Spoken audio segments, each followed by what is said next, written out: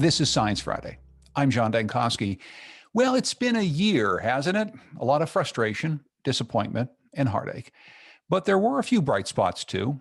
I know I got to spend a lot more time outdoors this year, and I even got to do some reading. Given that science was so much at the center of our lives throughout this year, it's not a surprise that we saw so many interesting science books published in 2020. Books about the pandemic, about climate change, and about the algorithms that rule our lives, to be sure, but also books about curiosity, those things about the human condition that you maybe finally had time to notice. For instance, on Twitter, Lauren Slanker shared this book selection with us. She said that her selection was Breath, the New Science of a Lost Art. It changed the way I think about something as simple as breathing. Well, today we'd like to highlight some of the science books you may have missed while you were out getting fresh air or helping your kids with distance learning. And we're going to be hearing some of your suggestions throughout the segment as well, because we're joined by a live Zoom audience. But here to kick off this celebration of science books from 2020, one of the few things we feel confident we can celebrate this year, are my guests, Brian Muldoon. He's the children's librarian at the Clinton Hill branch at the Brooklyn Public Library. Brian, welcome. Hi, thanks for having me. And returning to round up books this year with us is Valerie Thompson, senior editor at Science Magazine in Washington, D.C. Hi there, Valerie. Hi, John. Thanks for having me. Well, let's get started here. And Valerie, maybe you can kick things off for us with the first book on your list. It's a book that happens to be on my list this year too, and it's called The Alchemy of Us. Tell us about the author and about why you chose this book. Yeah, I'm really not surprised that this is on your list as well. It's an excellent book. So The Alchemy of Us is written by material scientist Anissa Ramirez, and it examines how a number of notable materials were invented and then how they in turn went on to shape human culture. So she writes, for example, about the invention of the phonograph and how it changed how we enjoy music. So the first way that it did that was that it changed music from this communal experience to one where we are able to experience it alone. And then another interesting way that it changed things is that because instruments like the cello and the violin and guitars produce these very soft tones that were hard for the phonograph to pick up, louder instruments like the piano or the trumpet or the trombone actually became more popular in recorded music because they were easier to record.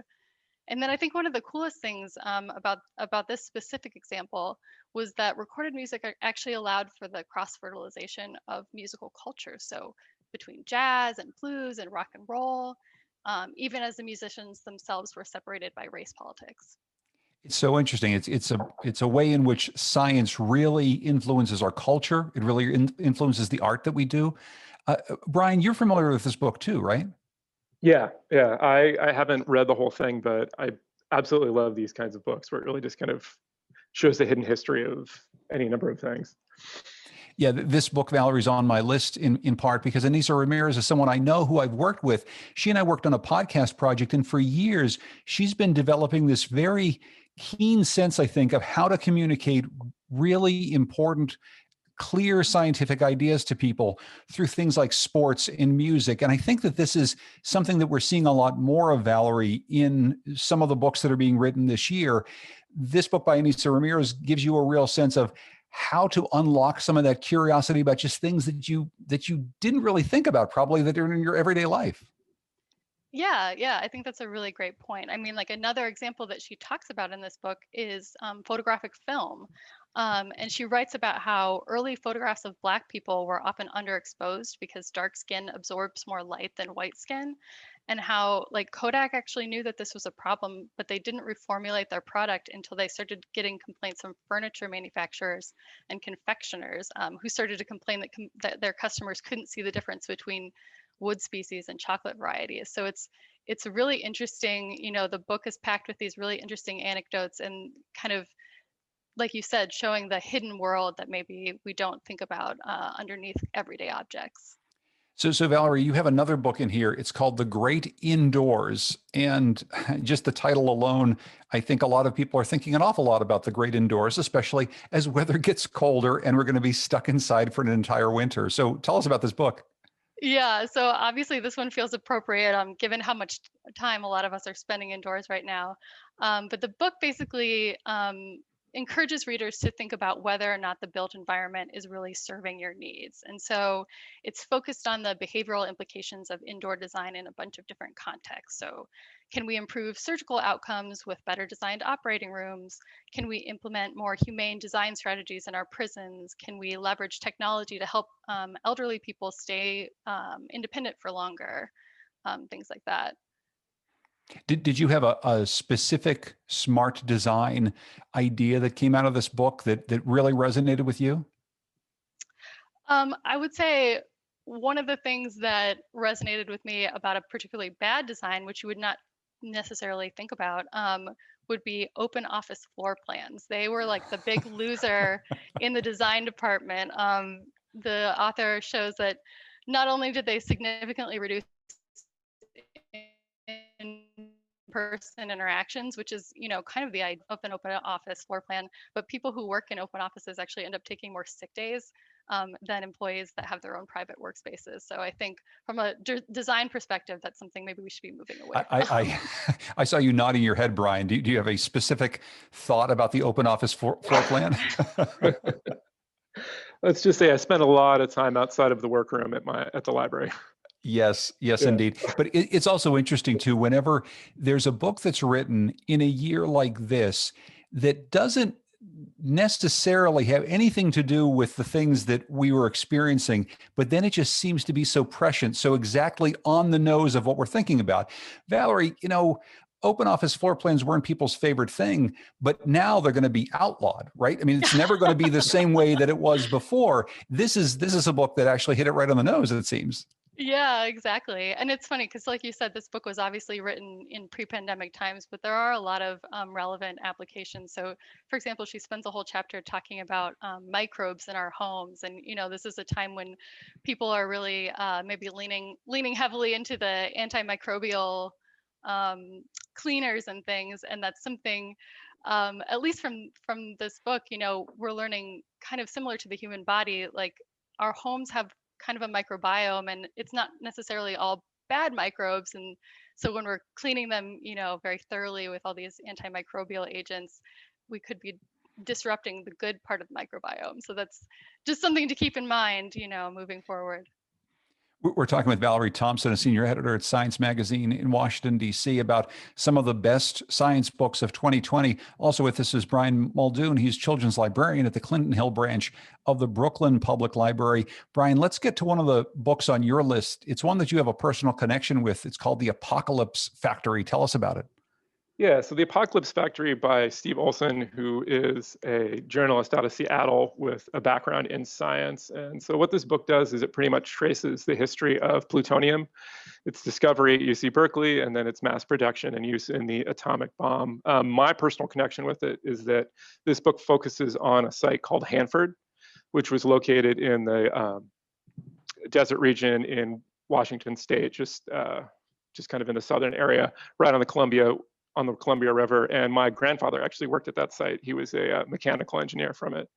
And my mom grew up in the area and just has a lot of really crazy stories about it. The site was really nuts because they needed a place that was remote, that had access to power, because it was near the recently built Grand Coulee Dam, and it had a whole bunch of water nearby with a river where it could cool all these things. So the government comes in, pretty much clears everybody out, and then builds these huge reactors. It was actually the first fully functional nuclear reactors in the world. And then they just start mass producing plutonium as part of the Manhattan Project. So go ahead. No, please continue. Okay, sure. So they start mass producing plutonium for the Manhattan Project. And essentially almost all the plutonium that was used in our entire nuclear arsenal was produced there. And it continued on well into the Cold War until it was discontinued in the 70s. And it remains there to this day, just this kind of huge toxic site. It is actually the most toxic site in the Western Hemisphere. And they're still trying to figure out how to clean it up. They've poured billions of dollars into it and really not gotten anywhere. It's just kind of this looming disaster that's hanging over our heads. It's projected that it's going to cost maybe like $600 billion to clean it up. I mean, there's just these like huge Olympic-sized swimming pools full of nuclear waste that are just sitting there in these steel containers, just kind of waiting to fail. And what I really enjoyed about this book is that he digs into the site, and not just kind of the main physicists and stuff that were working on these projects and chemists, but he also kind of sees what it was like for the machinists who were building the site, the farmers that were having to kind of deal with all the toxic stuff, like they were letting off toxic material into the air and things like that, and just the long running kind of legacy of this thing. I mean, it's fascinating because the whole time you're in awe of like the speed and that they were able to develop the atomic bomb, and just kind of what an amazing feat that was. But at the same time, just the sheer hubris of it, and how this is just something that we're going to be stuck with for who knows how long. But that's what's so interesting about it too, is Yeah. this is a piece of history that a lot of people who are, say, interested in World War II history could really sink their teeth into. But this is something that persists to this day. This is a real life story for real life people who are living right now. And so it's in that way, it's not just a history book. Yeah, exactly. And it's just got a lot of long lasting lessons for just kind of like careful with what we do when we innovate so quickly. I mean, that we're able to kind of make these huge strides in science, but like at what cost, and just kind of not really thinking about the future. We have a listener suggestion now. Matt Milton has one for us. Matt? Yeah, so I thought the book Entangled Life by Merlin Sheldrake was a really great book about sort of how fungi affect all aspects of biology, but largely their relationship with forests and humans. And yeah, I just thought it was really great. There's not a lot of popular science books about mycology, so it was a great addition for that topic. Matt, thanks so much for that. And Brian, this is on your list, right? Yeah, this was actually probably my favorite book on my list. And one of the things that I really think elevates it above other books on fungi, I'm kind of one of these people who's long been fascinated by it. I just think it's cool that they're kind of like the most alien thing, but also totally the most terrestrial thing on Earth. But the one thing that I think really elevates this one is just the level of the writing. It's just, he's got such a poetic turn of phrase, and it really makes it so you can really kind of get deep into the dirt. It's so sensuous and stuff like that when he's describing the way mycelium kind of create these huge networks. You really, really get an idea of like how it works and kind of what the fungi perspective is. And it made you feel what it's like to be a mushroom. Yeah, Like, I think so. well, but that's really interesting because this isn't the only book of recent times that has been written on this subject. This is something that more and more people are writing about, thinking about. People care more about mushrooms maybe than ever before. Yeah, well, I mean, they're fascinating. I mean, and this book really, really kind of highlights just how we owe absolutely everything to mushrooms. Like, they just kind of connect these huge, huge, massive biomes together and just like make it so forests and things like that really function. And the thing I found most fascinating about this book is that it really shows how mushrooms are kind of almost entirely responsible for life on dry land, that they were the ones that kind of melded with algae and formed lichens and which are kind of progenitors to like all plants on land, and which obviously changed their atmosphere and gave rise to all other kinds of life. So I don't know, I guess they're kind of like the Illuminati of the natural world. They're kind of like the underlying force underneath all that. Oh boy, we're going to get into conspiracy theory books now. So Valerie, I want to get back to your list. And, we're talking about the best science books of the year, but this doesn't and shouldn't exclude works of fiction. I know that you've got one of these on your list too, called Real Life. Yeah. So yeah, like you said, normally when we're talking about science book, we're talking about nonfiction, but there's no reason that needs to be the case. And this is a particularly good example. So Real Life by Brandon Taylor, it follows Wallace, who is a queer Black biochem grad student as he navigates academia at a predominantly white institution in the Midwest. So the story kind of unfolds, and Wallace is exploring kind of like his ambivalence about completing his degree and this kind of larger struggle about, where he fits into the broader world. But I think what makes this book especially important for a scientific audience is its incisive indictment of the subtle and sometimes not so subtle hypocrisies that pervade institutions that like to think of themselves as progressive. So, his supervisor is really condescending. he's fetishized by his program for being the only Black student, and other members of his cohort are questioning the basis for his admission. It's in the end, it's a pretty bleak portrait of academia, but I think it's one that unfortunately will probably resonate with people from marginalized groups. And I think it's the way that the story is told is one that's really interesting and would be difficult to convey in a nonfiction analysis. Yeah, could you talk more about that? Because some books, some stories just lend themselves toward fiction, whereas others, you really want to hear the real story as told, as reported over time. Why do you think this works so well as a piece of fiction? Well, it's interesting because the author himself, before he became a writer, was actually a science grad student. So I think that there's a lot of truth behind the story itself, but it's such a personal story, and it's not something that's filled with facts and figures and look at this graph and look at these citations. It's a story. I mean, and it's a gripping story, and along the way you kind of get this very good sense of like what it is like to be a person who comes from a non-traditional background, who's trying to make their way in science. And so I think that for that reason, like it's just like I said, it's just not something that can be easily conveyed in nonfiction.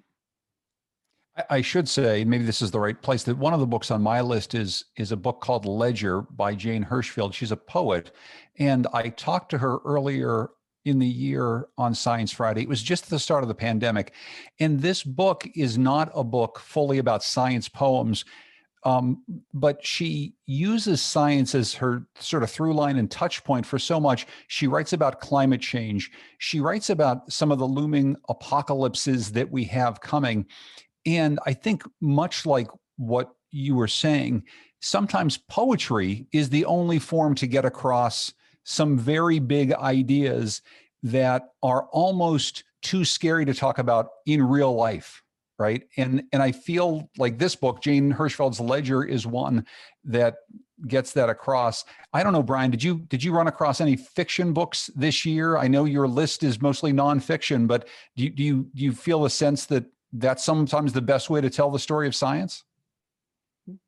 No, I would definitely agree with what both of you guys are saying, that sometimes you really need to kind of like stretch the imagination and kind of create these conditions to best tell the story. That oftentimes truth is stranger than fiction, but sometimes fiction is just kind of a better way of really making the point more incisive and understandable. I can't think of any books specifically from this year, but there are a couple of science poetry books that I read last year that I really enjoyed. Soft Science by Franny Choi. It was language and technology intersect. It deals a lot with AI and stuff like that. And there was another one that was kind of playful by Brenda Shaughnessy called The Octopus Museum, and it kind of projects a future where climate change has decimated human civilization and octopi have taken over.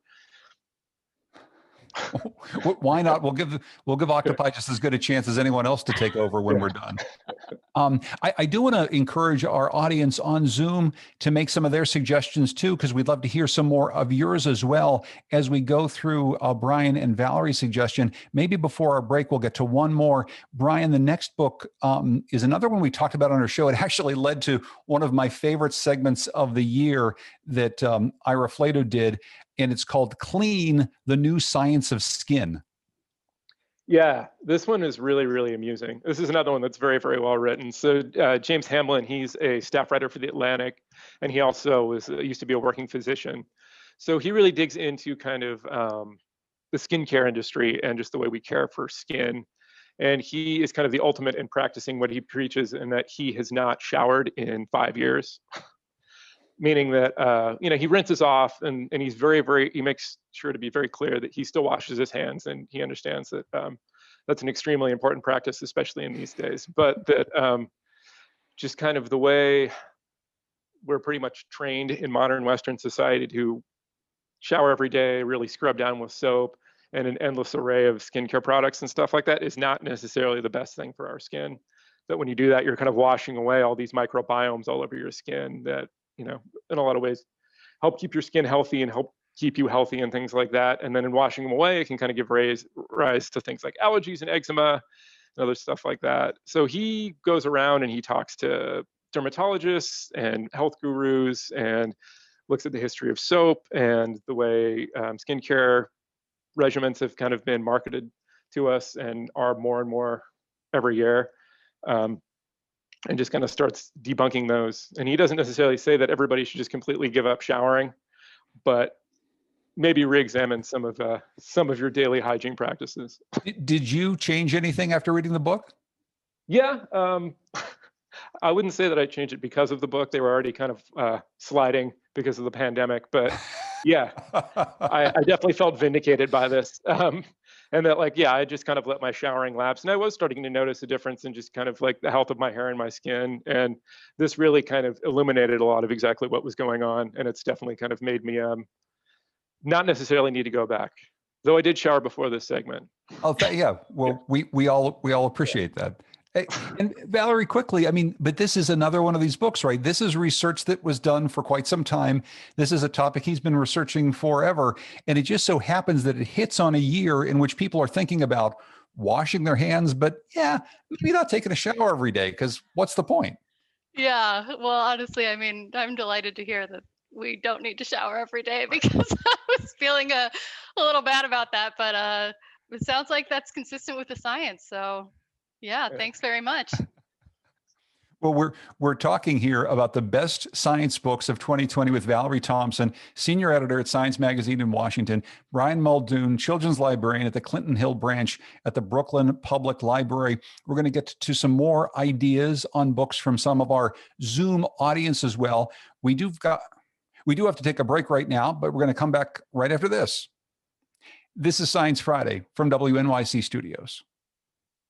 This is Science Friday. I'm John Dankosky. We're recapping some of the best science books that came out this year with my guests, Brian Muldoon, children's librarian at the Clinton Hill branch of the Brooklyn Public Library, and Valerie Thompson, senior editor at Science Magazine in Washington, D.C.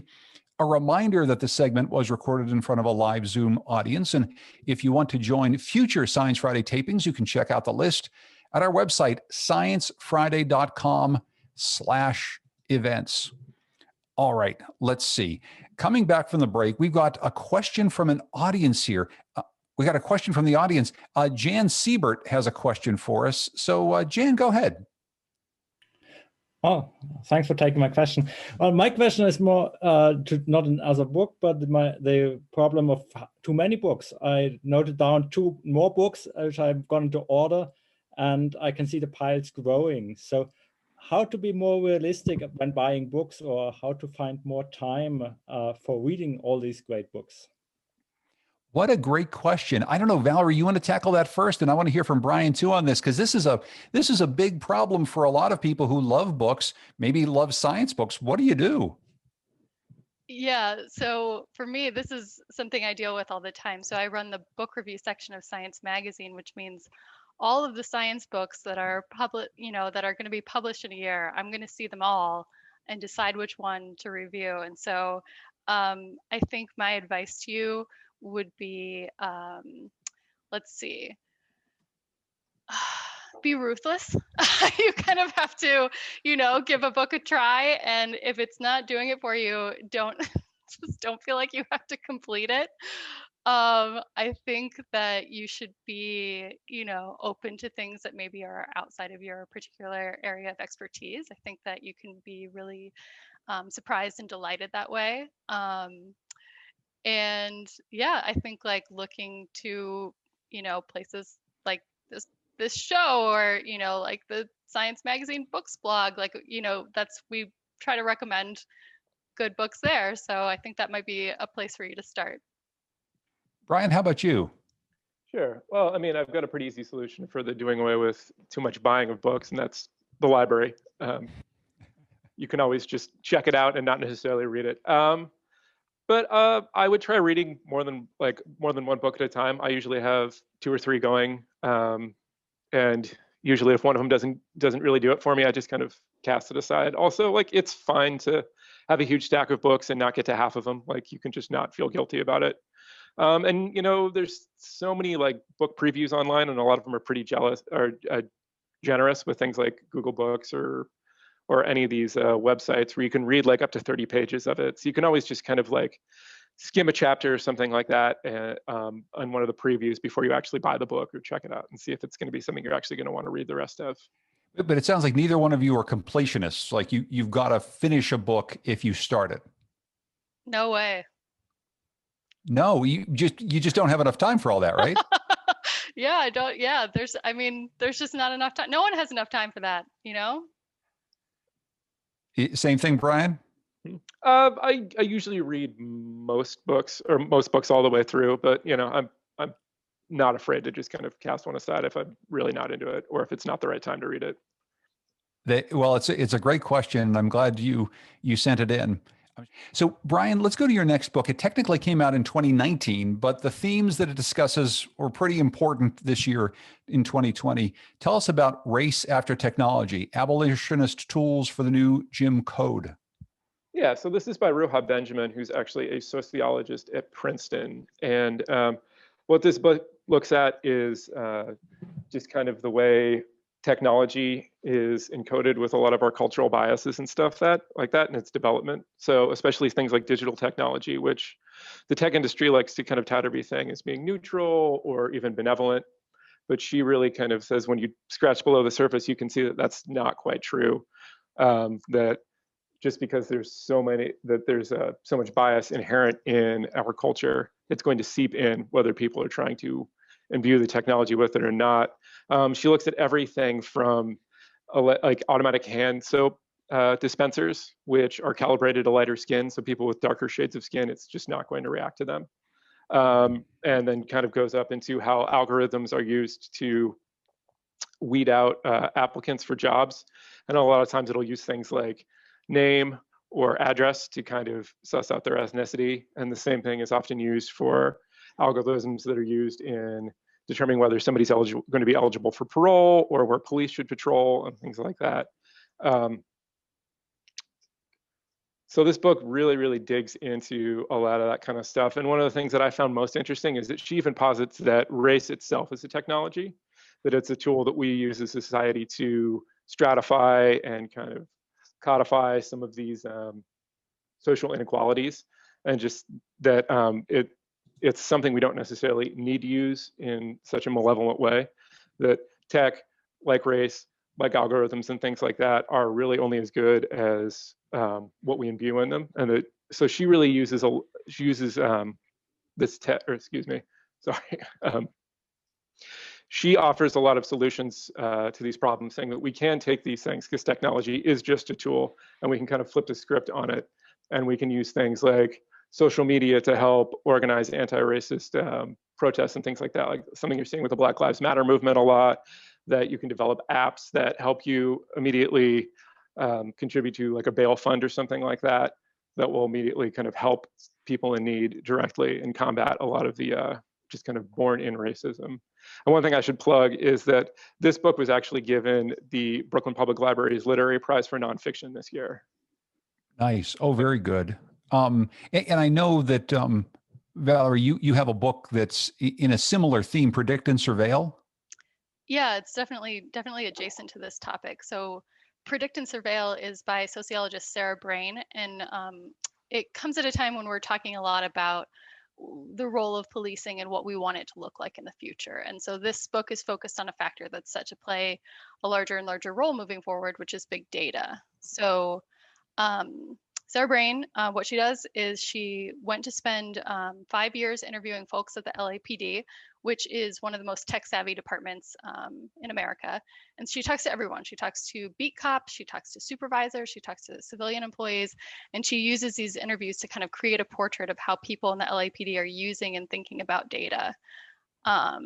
It's interesting because, you know, police have always used data to predict crime. So just think of like the old pin maps where officers would kind of plot out every week's crimes onto like a map with pins.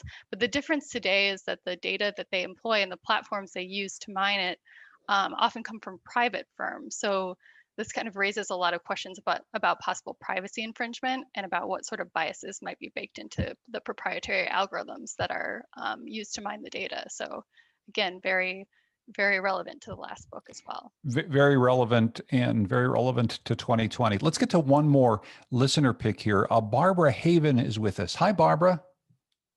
Hello, and thank you. Thank you. So what's your pick?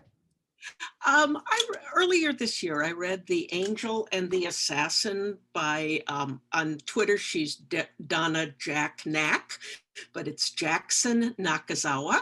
And it was a good book about the brain. And I found it very helpful with the idea that it was practical for reducing stress during the pandemic to increase my immunity. That's really interesting. And any book that is practical, I think this year, Valerie, so very important, right? This is a time in which people are trying to find things in their reading that is not just going to pique their curiosity or help them learn something, but that can really help them through.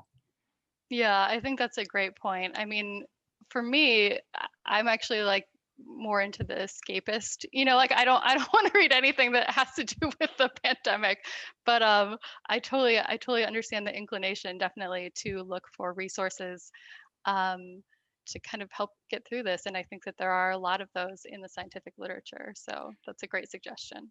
Barbara, thanks for the suggestion. I want to get to a few more. Brian, you have the Black Hole Survival Guide on your list. Janet Levin's coming up on our show next week, and she's been on our program a number of times, but why'd you pick this book? Oh, yeah, Janet Levin's fantastic. I mean, partially I picked it because I think she's just a fantastic writer and just so much fun to read. I also think this is like, if you're looking for Christmas gifts, this is a really great one because in addition to it being like really interesting, it's also a very handsome volume. It's a small format. And instead of using kind of the standard charts and graphs and things like that, she has it fully illustrated by a painter friend of hers. So she's just got these fun paintings and stuff like that really illustrate quite literally these very kind of hard to grasp, mind-bending concepts. So this is pretty much just a real short primer on what's a very weird topic, black holes. And she kind of walks through everything, starting with gravity and theories of relativity, and brings you right up to kind of these hot controversies surrounding like how black holes disappear and things like that. She uses just like a series of really fun analogies the whole time. The writing's very visual, so like the whole step of the way, she's really making so you can kind of see in front of you. And I as somebody who is a neophyte to astrophysics and stuff like that and knows very little about it, I found it deeply informative and really, really entertaining. Now, Valerie, you said you'd like to do more escapism, but you do have a coronavirus book on your list here called Apollo's Arrow. Yes. So as crazy as it sounds, there's actually already a number of books come out on the COVID-19 crisis. It doesn't surprise me at all, actually. Yeah, and I'm honestly like, I'm afraid to guess how many more are in the works, but I did want to mention this one. This is Nicholas Christakis's Apollo's Arrow. It's a really nice real-time synthesis of the pandemic. So Christakis is a physician and the director of Yale's Human Nature Lab. And what he does in this book is to look at the complex interactions that are at play in this crisis. So from the epidemiology to the immunology to human behavior, social networks.